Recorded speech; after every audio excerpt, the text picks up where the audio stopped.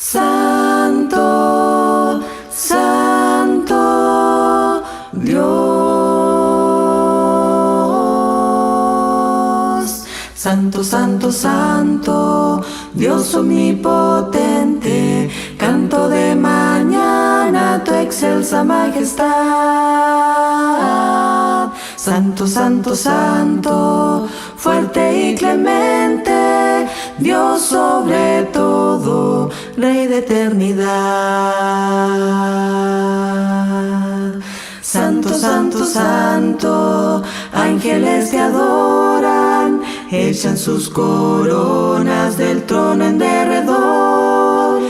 Miles y millones ante ti se postran, tú que eras y eres y has de ser Señor. Santo, Santo, Santo, aunque estés velado, aunque el ojo humano tu faz no pueda ver, solo tú eres santo, como tú no hay otro, puro es tu amor, perfecto es tu poder,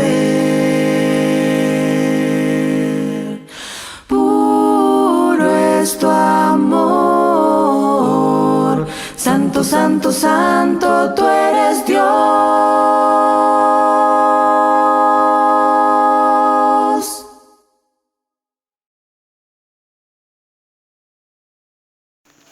Saludamos con mucho afecto y aprecio a los hermanos de la provincia de Misiones en esta reflexión de recepción de sábado que tendremos con ustedes. Dios pueda acompañarnos y bendecirnos al compartir juntos estos momentos de reflexión.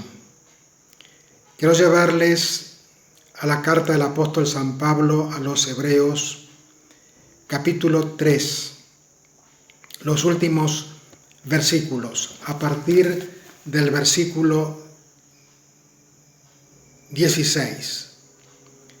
Hebreos capítulo 3, versículo 16.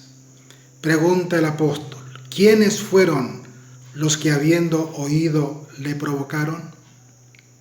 ¿Qué pregunta, mis hermanos?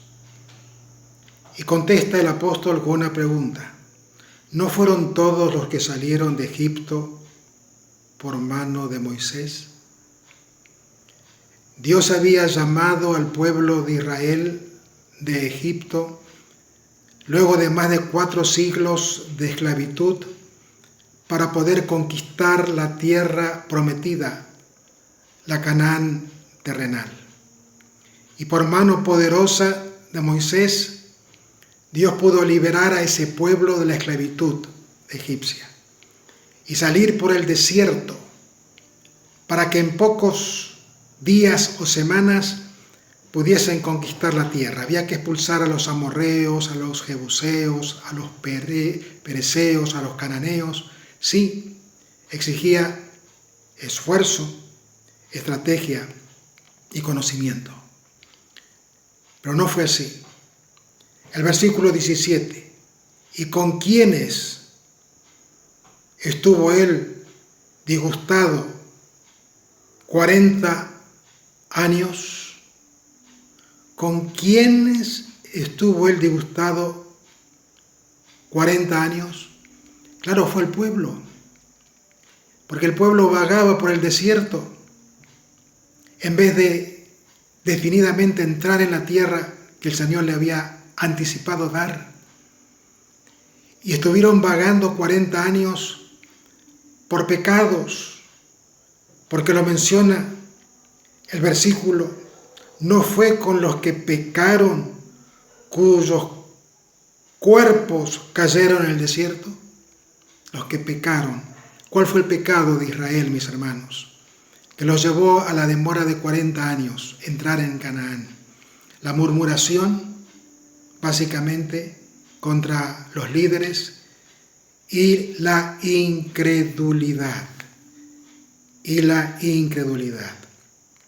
Versículo 18: ¿y a quienes juró que no entrarían en su reposo sino aquellos que desobedecieron?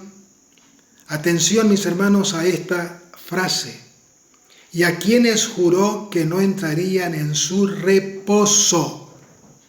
El Señor quería darles un reposo. Y no entraron, sino aquellos que le desobedecieron. Por supuesto, desobedecieron porque fueron murmuradores, desobedecieron porque fueron incrédulos. El verso 19 dice, y vemos que no pudieron entrar a causa de incredulidad. No pudieron entrar en el reposo a causa de incredulidad. Esa generación, mis hermanos, no entró, sino que quedó en el desierto. Murieron todos allí. Tuvo que surgir una nueva generación para entrar en el reposo. Es interesante la expresión reposo. El Señor no solamente quería darles una porción de tierra, la Canaán terrenal, sino que con esa porción de tierra fructífera, de leche y miel, mantuviesen una relación íntima con el Señor, o una relación estrecha con el Creador, de tal manera que hubiese en ellos no solamente prosperidad, felicidad, sino paz, reposo, cuando se está en plena relación con Dios, en una relación íntima con el Señor, reposo. No lo pudo lograr el pueblo. No pudieron esa primera generación. Tuvo que venir una segunda generación. Y en el capítulo siguiente, en el capítulo 4, el apóstol Pablo toma esa experiencia y busca las aplicaciones espirituales para la iglesia apostólica. Y no solamente busca aplicaciones para la iglesia del primer siglo, sino para la iglesia de todos los tiempos.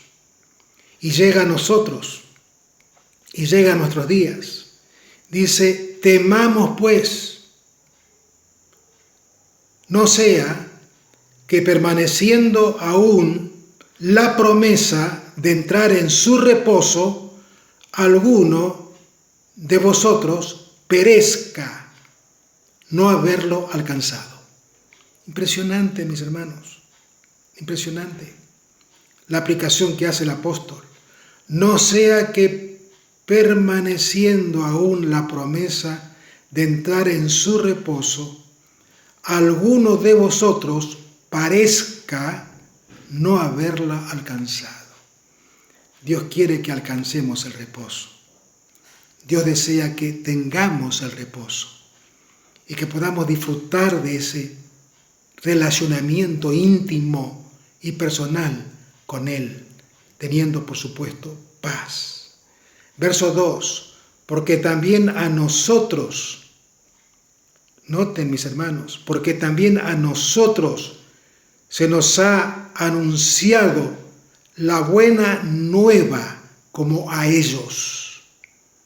Que eso nos ha anunciado, que el Señor quiere darnos un reposo, como quiso darle al pueblo de Israel, y una generación completa no pudo disfrutar de ese reposo.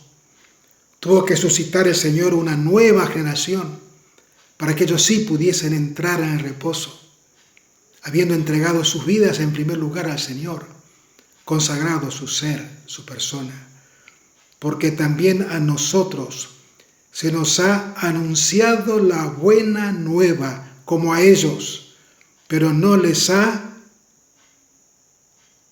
¿qué dice? Aprovechado oír la palabra. ¿Por qué? Porque ellos no la creyeron. No entraron en el reposo, porque no la creyeron. Mis hermanos, Dios nos está dando un reposo semanal. A eso se refiere el apóstol en el versículo 4. Porque en cierto lugar dijo así del séptimo día. Noten lo que el apóstol viene a introducir aquí. Porque en cierto lugar dijo así del séptimo día. Ese lugar bíblico se refiere a Génesis capítulo 2, versículo 2. Y reposó Dios de todas sus obras en el séptimo día. Está hablando, mis hermanos, del reposo que el Señor quiere darnos hoy. El reposo después de 6 días de actividad. El reposo después de 6 días de trabajo. El reposo después de 6 días de responsabilidades a cumplir, que nos ayuda a subsistir en nuestras obligaciones cotidianas, personales, familiares, las que fueran. 6 días trabajarás, harás toda tu obra, mas el séptimo día es reposo para Jehová tu Dios. No hagas en él obra alguna, tú, ni tu hijo, ni tu hija, ni tu sierva, ni tu siervo, porque en 6 días hizo Jehová los cielos y la tierra. Por tanto, Dios bendijo el día de reposo y lo santificó. Mis hermanos, qué importante es esto. Porque en cierto lugar dijo así del séptimo día, y reposó Dios de todas sus obras en el séptimo día. Ese reposo el Señor nos concede. Jesús dijo que el sábado fue hecho por causa del hombre. En su misericordia y en su sabiduría, Dios sabe que cada 6 días necesitamos hacer un alto a nuestras actividades para que podamos alabar a Dios, reconocerlo como nuestro creador, creador de cielo y tierra, al cual le debemos todo. El día que el Señor ha apartado para que en Él no andemos en nuestros caminos, para que en Él no hablemos nuestras palabras, para que en Él no hagamos nuestra voluntad, sino que andemos en los caminos del Señor, sino que hablemos las palabras del Señor y que hagamos, por supuesto, su voluntad.